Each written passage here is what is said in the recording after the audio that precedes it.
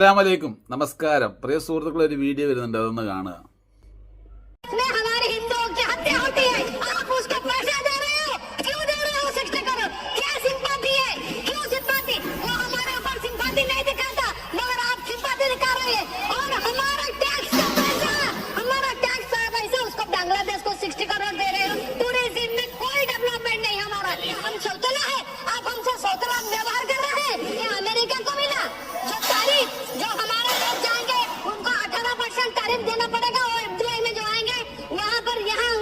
Video കണ്ടല്ലോ, ഇതെന്താണ് സംഭവം എന്നുള്ളത് നമുക്ക് ജമിനിയോട് ചോദിക്കാം. ചിരിച്ച് എല്ലാവരും ഭരിക്കട്ടാ. ഇവിടെ ഒരുപാട് ആൾക്കാർ കമൻ്റ് അടിക്കുന്നുണ്ട്. അപ്പോൾ അവർക്കുള്ള കൃത്യമായിട്ടുള്ള മറുപടിയാണ്, ഒന്ന് കേൾക്കുക.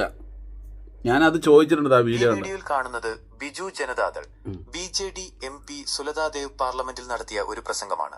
2024 മുതൽ 25 വരെ കേന്ദ്ര ബജറ്റിനെ കുറിച്ച് സംസാരിക്കവേ കേന്ദ്ര സർക്കാരിനെ അവർ രൂക്ഷമായി വിമർശിക്കുകയാണ്. ഇതിൽ അവർ പ്രധാനമായും ഉന്നയിക്കുന്ന കാര്യങ്ങൾ താഴെ പറയുന്നവയാണ്. ബംഗ്ലാദേശിനുള്ള ധനസഹായം. ബംഗ്ലാദേശിൽ ഹിന്ദുക്കൾ കൊല്ലപ്പെടുമ്പോഴും ഇന്ത്യ എന്തിനാണ് അവർക്ക് 60 കോടി രൂപ നൽകുന്നത് എന്ന് അവർ ചോദിക്കുന്നു. ബംഗ്ലാദേശിന് 60 കോടി രൂപ കൊടുത്താ? ഇതെന്താ? ഇവിടെ ഓരോരുത്തന്മാർ കമന്റ് അടിക്കുന്നത് ബംഗ്ലാദേശിൽ കണ്ടില്ലടാന്ന്. ഈ കമന്റ് അടിക്കുന്ന ഓരോ ആൾക്കാരുടെ നികുതി പണം എടുത്തിട്ട് കൊടുത്തത് കേന്ദ്ര സർക്കാർ 60 കോടി. ചോദിക്കാനും പറയാൻ ആളില്ലേ? നമ്മുടെ നികുതി പണം എന്തിനാണ് അവർക്ക് നൽകുന്നത് എന്നാണ് അവരുടെ ചോദ്യം. ടൂറിസം വികസനം. ടൂറിസം മേഖലയിൽ വേണ്ടത്ര വികസനം നടക്കുന്നില്ലെന്നും തന്റെ സംസ്ഥാനത്തോട് ഒഡീഷ കേന്ദ്രം വിവേചനം കാണിക്കുന്നുണ്ടെന്നും അവർ ആരോപിക്കുന്നു. ഞങ്ങൾ രണ്ടാനമ്മ മക്കളാണോ എന്ന് അവർ ചോദിക്കുന്നുണ്ട്. ടാരിഫ് നിരക്കുകൾ. അമേരിക്കയിൽ നിന്നുള്ളവർക്ക് കുറഞ്ഞ തരിഫും സ്വന്തം നാട്ടുകാർക്ക് ഉയർന്ന തരിഫും നൽകേണ്ടി വരുന്നതിലെ അനീതിയെക്കുറിച്ചും അവർ സംസാരിക്കുന്നു. അമേരിക്ക നമ്മുടെ ദേശസ്നേഹികൾക്കും കൂടുതലും ബജറ്റിന്റെ നിർവചനം. ഒരു സാധാരണ സ്ത്രീ എന്ന നിലയിൽ ബജറ്റിനെ കുറിച്ച് ലളിതമായി അവർ വിവരിക്കുന്നു. ഒരു സാധാരണക്കാരൻ ജോലി കഴിഞ്ഞ് വീട്ടിലെത്തുമ്പോൾ അയാളുടെ പോക്കറ്റിൽ കുറച്ചു പണം ബാക്കിയുണ്ടാകണം. അതുപോലെ ഭക്ഷണത്തിന് എല്ലാ വിഭവങ്ങളും ലഭ്യമാകണം. അതാണ് യഥാർത്ഥ ബജറ്റ് എന്നവർ പറയുന്നു. ചുരുക്കത്തിൽ ബജറ്റിലെ വിഹിതങ്ങൾ സാധാരണക്കാർക്കും സംസ്ഥാനങ്ങൾക്കും ഗുണകരമല്ലെന്നും വിദേശ രാജ്യങ്ങൾക്ക് അനാവശ്യ സഹായം നൽകുന്നുവെന്നുമാണ് അവർ പ്രസംഗത്തിലൂടെ വ്യക്തമാക്കുന്നത്. സോഷ്യൽ മീഡിയയിൽ പ്രചരിപ്പിക്കാൻ ഇതിന്റെ കൂടുതൽ വിവരങ്ങളോ ഇതിനെക്കുറിച്ചുള്ള മറ്റൊരു വീഡിയോ. നമുക്ക് ഈ പൈസ കൊടുക്കുന്നതുകൊണ്ടൊന്നും കുഴപ്പമില്ല. പക്ഷെ ചിലവന്മാർ വന്ന് കമന്റിൽ അടിക്കുന്നുണ്ട്, കണ്ടില്ലടാ ബംഗ്ലാദേശിനെ കണ്ടില്ലടാന്ന്. എന്നിട്ട് ഇവരുടെ നേതാക്കൾ തന്നെ എന്ത് ചെയ്യുന്നു? ബംഗ്ലാദേശിനെ സപ്പോർട്ട് ചെയ്യുന്നു. പാകിസ്ഥാനിലെ പ്രധാനമന്ത്രിയെ ചായ കുടിക്കാൻ വിളിക്കുന്നു. ഇത് നമ്മളെ പൊട്ടന്മാരാക്കാണ് കേട്ടോ, വെറുതെ. അടുത്തുനിന്ന് ഞാൻ ചോദിച്ചിട്ടുണ്ട്, അതും കൂടെ കേൾക്കുക.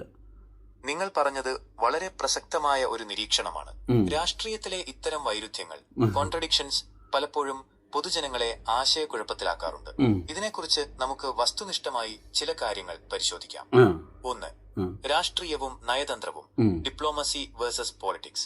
ഒരു രാജ്യം മറ്റൊരു രാജ്യത്തിന് നൽകുന്ന സാമ്പത്തിക സഹായം പലപ്പോഴും ആ രാജ്യത്തെ സർക്കാരുമായുള്ള ഉഭയകക്ഷി ബന്ധത്തിന്റെ ബൈലാറ്ററൽ റിലേഷൻസ് ഭാഗമാണ്.